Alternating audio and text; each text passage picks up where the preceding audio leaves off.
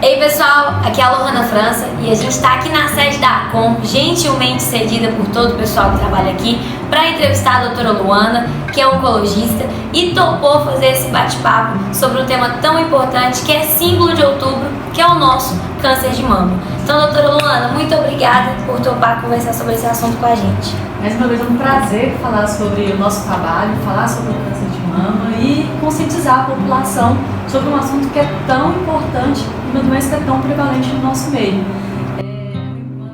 A ação da ACOM tentar quebrar o tabu, porque as pessoas não gostam de falar sobre câncer, mas é muito importante. Por quê? Porque a prevenção, o diagnóstico precoce e há tratamento e há altas chances de cura. Exatamente. Esse quadro, pessoal, é o nosso Falando com Quem Sabe, onde a gente traz especialistas e pessoas que entendem mesmo sobre os assuntos, como a doutora Luana, para falarem, desmistificarem, como ela disse, quebrar o tabu sobre assuntos que precisam sim ser discutidos.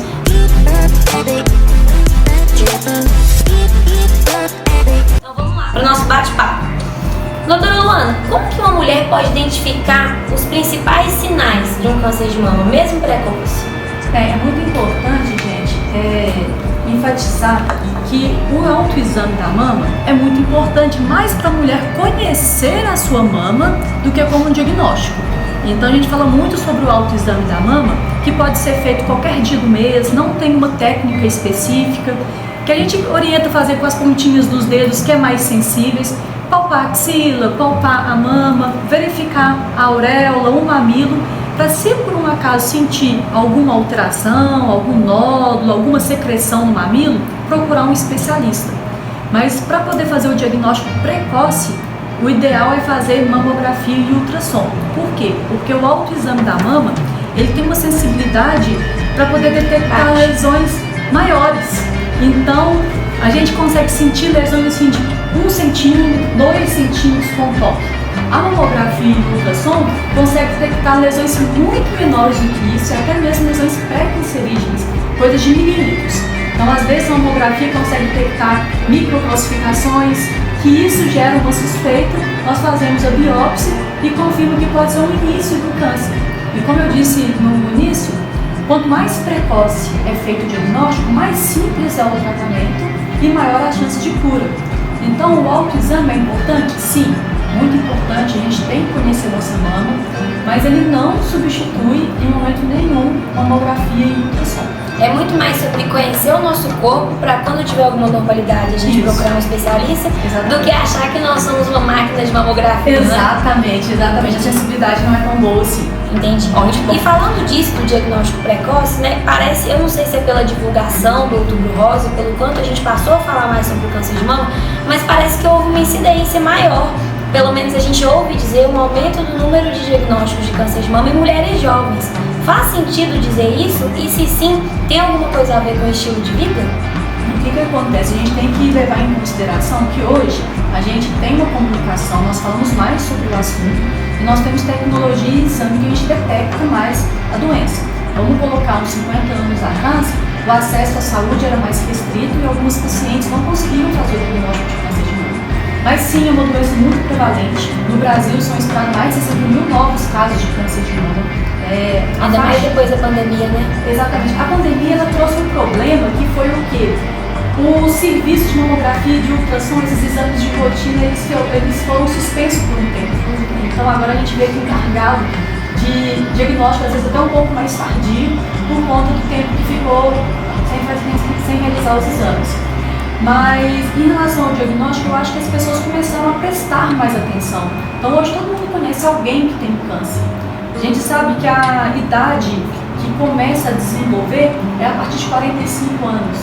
Então, essa faixa etária mais comum. Mas sim, tem mulheres jovens que têm câncer de mama. A gente sabe que o estilo de vida realmente piora, aumenta os riscos de desenvolver o câncer, como principalmente a obesidade e o sedentarismo. Esse ano, o ano passado, no Congresso Mundial que tem sobre Oncologia, foi enfatizado quando que a atividade física e o combate à obesidade tem um impacto em evitar o surgimento de câncer e evitar que a doença volte. Então, realmente, isso tem um impacto importante. Existe também a questão de reposição hormonal e de anticoncepcional. Recentemente foi publicado um estudo que realmente fala que o tempo prolongado de uso de anticoncepcional e reposição hormonal realmente aumenta o risco de câncer de mama. Então, isso são aspectos que a gente tem que levar em consideração.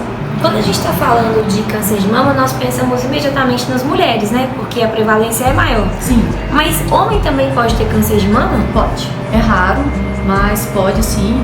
E geralmente o homem, ele detecta mais no exame clínico, porque o homem não faz mamografia nem ultrassom.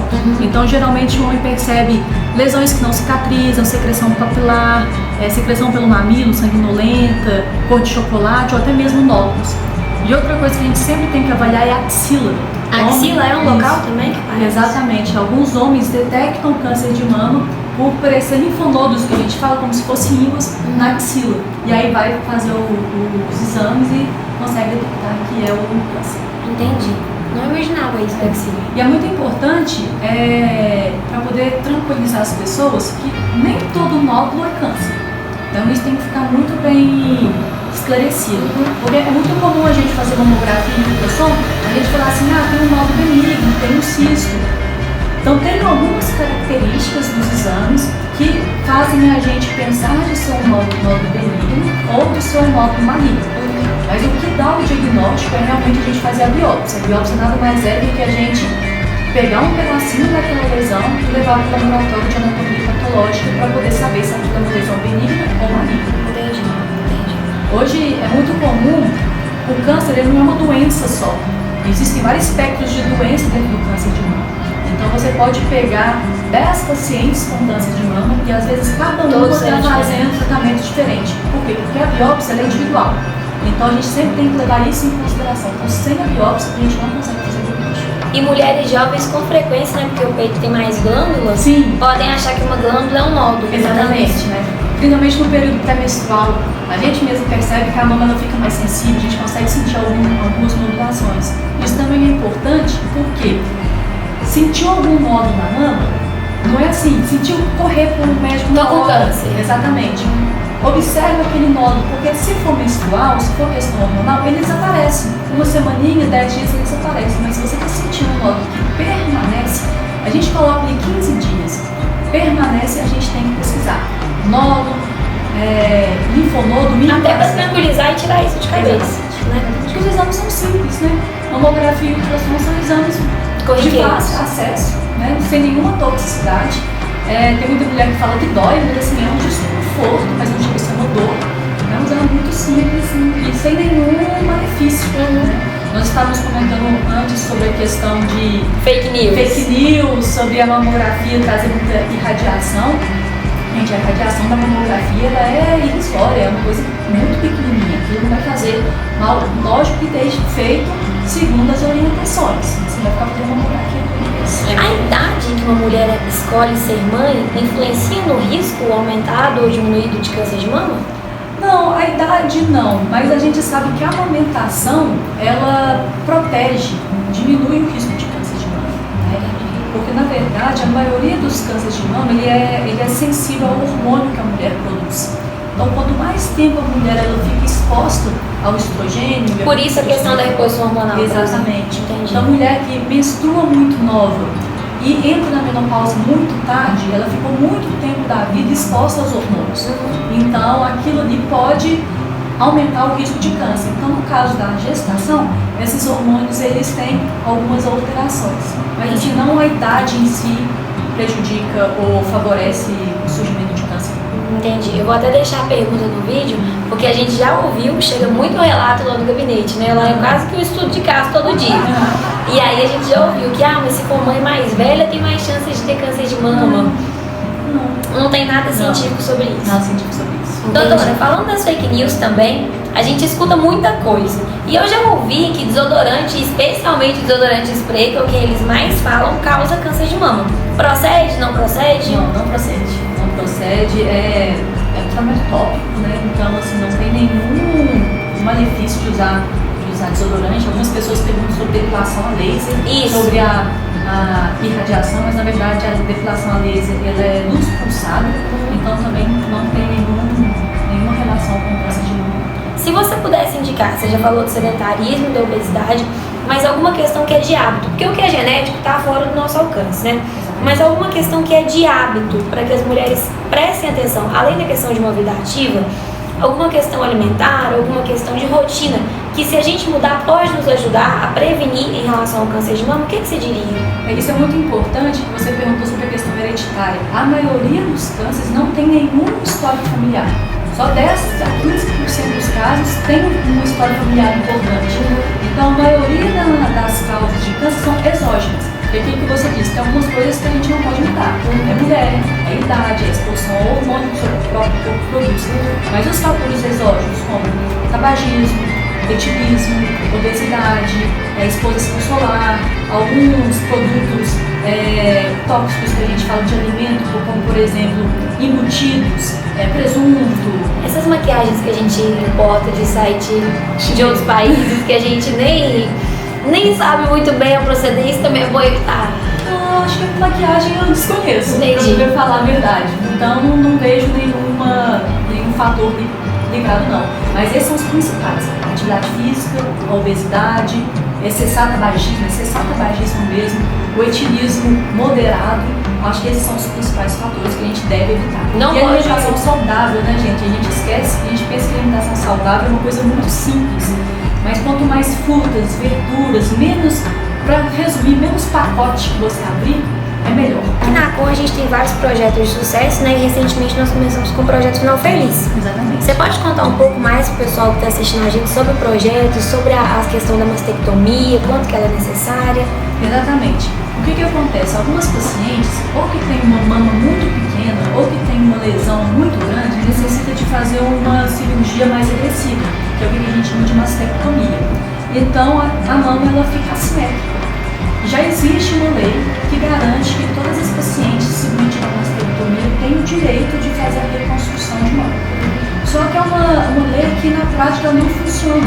Como tantas no país. Como tantas, exato. Por quê? Porque o ressarcimento não cobre nem a prótese. Então foi feita uma parceria do João Antônio de Deus junto com o Complexo de Saúde e a CON para poder juntar realmente uma equipe para poder indicar fazer uma... E quando a gente está falando de câncer de mama, a gente pode falar de cura ou é só o termo remissão mesmo? Não. E aqui na CON, esses percentuais em relação ao câncer de mama são bons? É aquilo que eu te falei, quanto mais precoce o diagnóstico, maiores são as chances de cura mesmo. Aqui na CON a gente segue um protocolo que a gente acompanha paciente com câncer de mama durante 10 anos. Então a gente tem um número muito grande de pacientes que estão em acompanhamento e muitos pacientes que já tiveram alta. E que estão ótimos. E no normal. Então a questão toda é do diagnóstico precoce. Quanto mais cedo o diagnóstico, mais simples o tratamento e maiores são as chances de cura. O tratamento, vamos supor, o paciente teve câncer de mama, operou, tirou toda a lesão. A quimioterapia, a radioterapia, ela vai fazer o quê? Diminuir o risco da doença voltar. A gente costuma ficar esse tempo de observação porque a gente sabe que a maioria dos casos a doença volta nos primeiros 3, 4 anos de doença. Então a gente faz esse acompanhamento por 10 anos. Entendi. Só em algumas pacientes, não são todas as pacientes que têm essa indicação. Por quê? Porque algumas cirurgias a gente retira muita pele, a gente deixa o tecido muito... O seio não consegue nem esticar. Exatamente, não consegue esticar. Então isso a gente precisa de uma avaliação do mastologista para poder ver qual paciente que tem a indicação clínica de fazer esse procedimento. Mas eu acredito que é um projeto que vai mudar muito a vida dos pacientes, principalmente as mulheres novas, né? Porque realmente é um impacto na vida social, psicológica. É importante a gente pensar que a pessoa tem uma vida a seguir, que é após o câncer. Exatamente. Sim. E viver apesar do câncer, né? Sim. Doutora, muito obrigada pelo seu tempo. Acho que esse bate-papo vai ser muito esclarecedor para todo mundo. Esqueci de uma pergunta. Pode perguntar, depois eu edito. Nossa, eu pulei uma parte antes. Nossa, depois eu edito, não tem problema não. Tá, vamos lá então. Dá pra editar normal? Nossa, então tá. Vamos lá.